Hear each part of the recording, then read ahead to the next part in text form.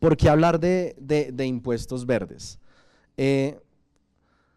Un poco lo que buscamos acá es discutir, uno, la viabilidad de esos impuestos verdes, si realmente los impuestos verdes son una adecuada internalización de los costos que generan, digamos, el desgaste ambiental por vía del consumo de energías fósiles, o si por el contrario es una medida que lo que hace es desacelerar, desincentivar o afecta a la economía, que a largo plazo termina siendo igualmente nocivo que el objetivo que pretendía abordar. También mirar de manera concreta qué es mejor, y es un poco la otra pregunta que dejo a los panelistas: ¿qué es mejor? Los impuestos que van en la alza y que precisamente lo que hacen es gravar finalmente al comercio y la industria, o los impuestos o los tributos que van en la baja y lo que hacen es premiar la producción de energías limpias. Hubo una reforma tributaria en el año 2016 que estableció la llamada un impuesto al carbono, y concretamente al carbono como consecuencia de la quema de las energías fósiles. Este impuesto está establecido en doble vía, y eso es un poco lo que quiero contextualizar de manera muy general. Por un lado, impone unos aumentos tributarios, incluso hay unas tasas que seguramente ahora nuestro querido invitado de la DIAN nos ahondará mucho más, que encarecen de alguna medida el consumo de las energías fósiles, primeramente para quienes compran el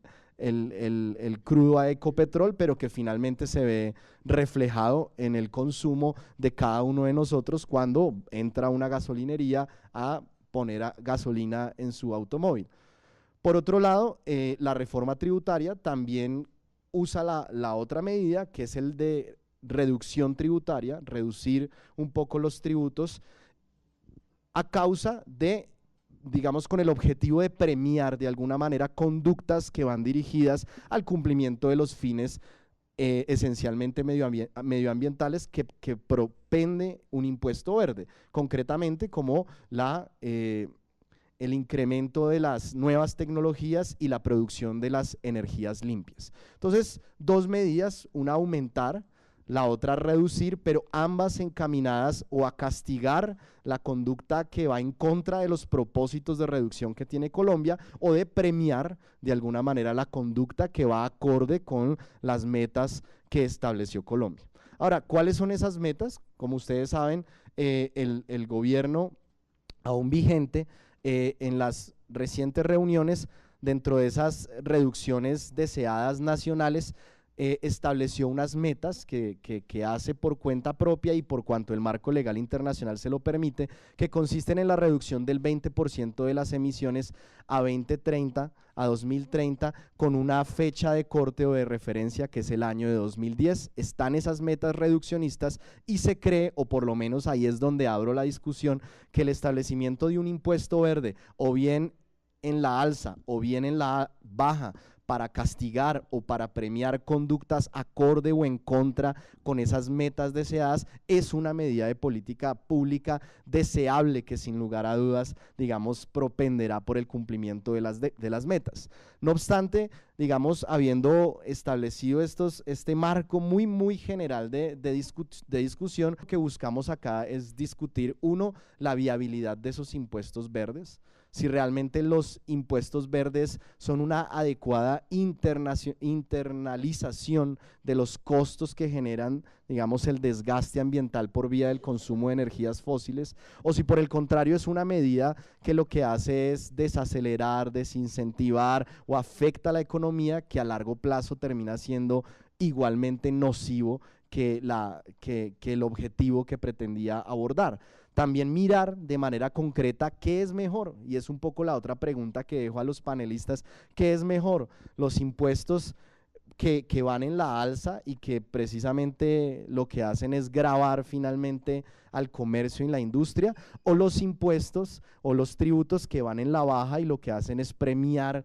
la producción de energías limpias. Finalmente también, digamos, quiero que miremos en Colombia cuál es el efecto, ¿no? porque si bien por un lado el propósito que se ve de manera general es muy altruista, que es pues la defensa del medio ambiente, por eso nos encantaría que sobre todo los economistas nos contaran cuál es el efecto real de estos impuestos, porque sin lugar a dudas pues la economía también puede verse gravemente afectado por estas medidas. Y finalmente evaluar qué ha pasado con Colombia, cómo va la reglamentación y cuál debe ser por ende la propuesta, el camino, la política pública que debemos tomar con miras a cumplir con los objetivos de reducción de gases de efecto invernadero, que es lo que creemos finalmente propenderá por un mejoramiento en el problema mundial del cambio climático. Entonces, dejadas estas preguntas planteadas, este contexto,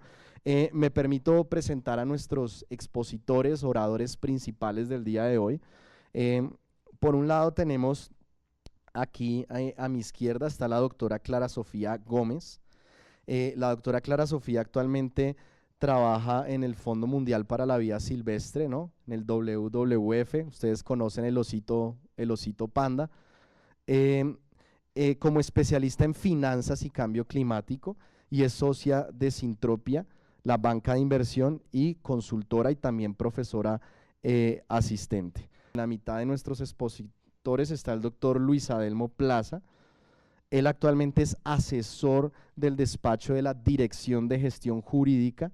de la DIAN y es conferencista y docente catedrático en diversas universidades, también con una amplísima trayectoria pues en temas económicos, contables, es contador público, si mal no entiendo, pero experto en temas ambientales. También dejaremos toda la hoja de vida a disposición de todos ustedes. El doctor Federico López Arana. Federico es ingeniero y está vinculado como cofundador de la empresa CO2 Cero, la cual pues tiene como uno de sus principales objetivos desarrollar actividades en el establecimiento de plantaciones forestales, comerciales, de conservación a nivel nacional, y sin lugar a dudas muy involucrado en el tema de los bonos y por supuesto interesado